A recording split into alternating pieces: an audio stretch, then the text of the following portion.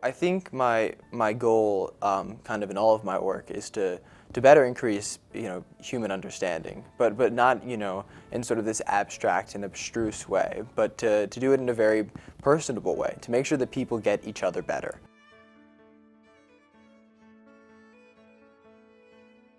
My route to my current majors was a very circuitous one, and so I came to the University of Alabama originally as a very uncertain chemistry major, and within the first few weeks I had heard back from Dr. Peacock, the history department head here, and their enthusiasm for their topics of study kind of just drew me in, and so within the first few months I had gone from someone who was planning on being a research biologist to a religious studies and history double major.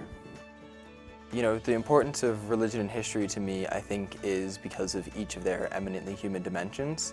I think, when I even started, my career in the sciences, or I thought I was going to start a career in the sciences, it's because I cared about people.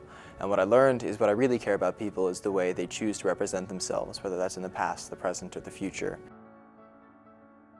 Yeah, so we use machine learning algorithms and topic modeling to determine the composition of the field, and then also to find places where maybe small marginal scholars are doing work that can help to change the paradigms that the field currently operates on. And so that is a way in which we can create a more plural and inclusive discourse and help to make sure that everyone is represented equally. And it's all through computational tools, which is new for the humanities. The Crimson Historical Review is the University of Alabama's first and actually only undergraduate peer-reviewed journal of history. It began as a passion project with me and really a small number of other undergraduates who were hoping to kind of create this rich research experience for students on campus. And what started with a very nice but quite limited first edition has blossomed into one of the nation's largest and most prestigious undergraduate publications.